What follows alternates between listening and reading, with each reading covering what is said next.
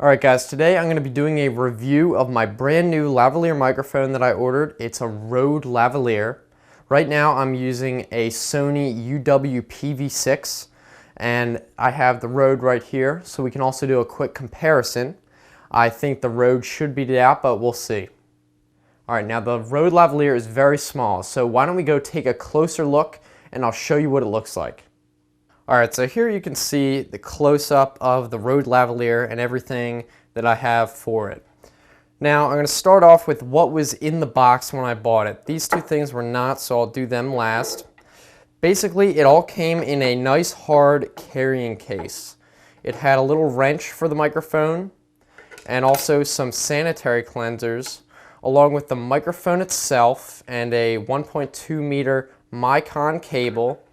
And as you can see, it has the tiny little Micon connection on it. This is very small. I'll talk about that a little bit later.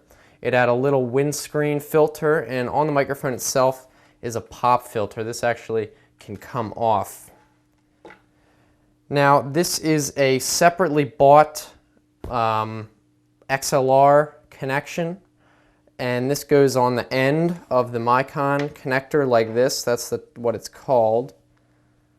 Now, it's a little bit fragile, but it connects just like that, and you can plug it in then using any XLR input device. And it also, this little thing came with a clip, so you can clip it on to anything you want. So that's what came in the box. As you can see, I'll just take this off. You can see how small the microphone itself is. It looks just like this. And keep in mind that this microphone is not attached directly to the cable. As you can see, let me focus that, the microphone is actually screwed on to a connector on this end, just like the one on the left. So the microphone itself is extremely small, and I believe that's what the wrench is for.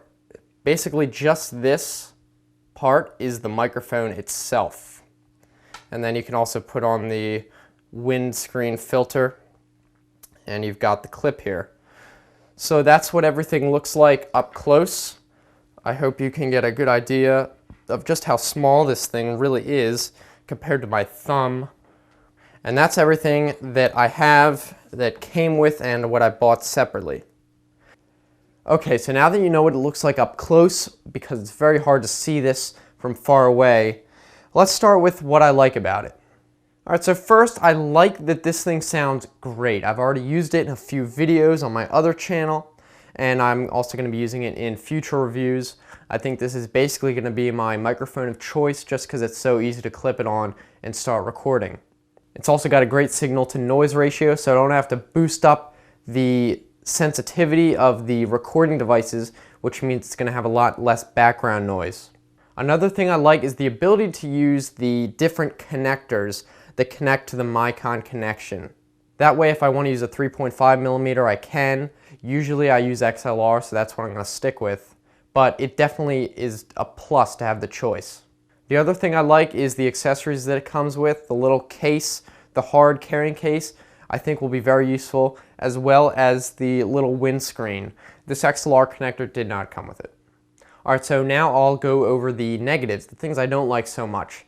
The first thing is that it did not come with any type of connector. I had to buy this XLR connector for $30 separately. It didn't even come with a 3.5mm connector, which would be another $30.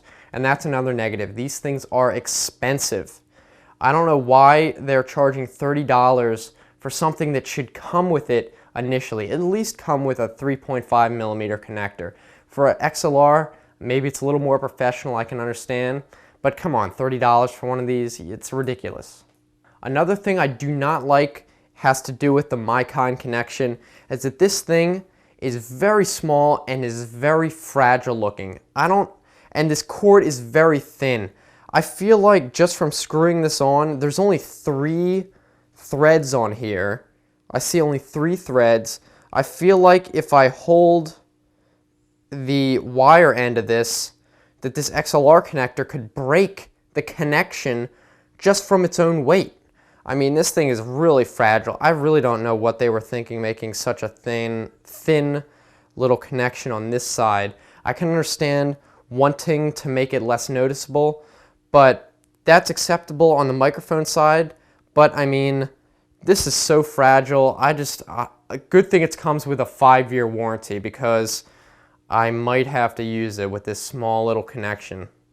Alright, so let's do a quick comparison between my Sony UWP-V6 microphone that came with that system and the new lavalier microphone.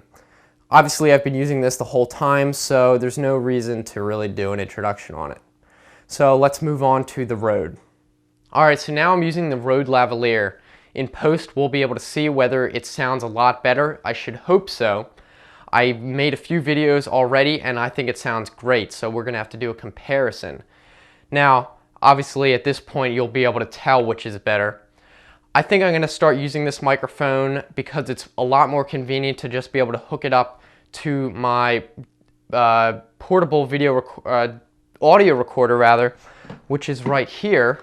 This is what I use to record audio. It's hooked up using the XLR connector, and I think this is going to sound a lot better personally, but we'll have to see. Now the price of this is $250, which when you look at it you might not understand where the price is coming from, but it actually sounds really well compared to even some higher priced lavaliers like Sennheiser and Sony.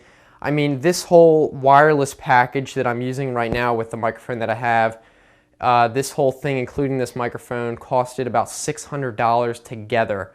So $250 for a microphone that is sounding a lot better is definitely within my price range that I'd be willing to pay. And like I said, it can even compete with even more expensive microphones. Alright, so this thing is about $250, and for what it's worth, it's definitely a great price. And even though it's got a few shortfalls, really the sound is all what I care about, and this thing sounds great. I'm going to be using it in future videos, and I've already used it, like I said, in past ones. I think it's definitely worth the value, so what I'm going to do is I'm going to put a link in the description. If you're interested, you can look at the specs and all that good stuff, and you can make a decision for yourself. Alright, so I hope you enjoyed watching this video. I enjoyed making it. So be sure to like the video and leave a comment if you are looking to buy a microphone, you want a little more advice, you have a question. Also be sure to subscribe because I'm doing a lot more product reviews in the future. And most importantly, thanks for watching.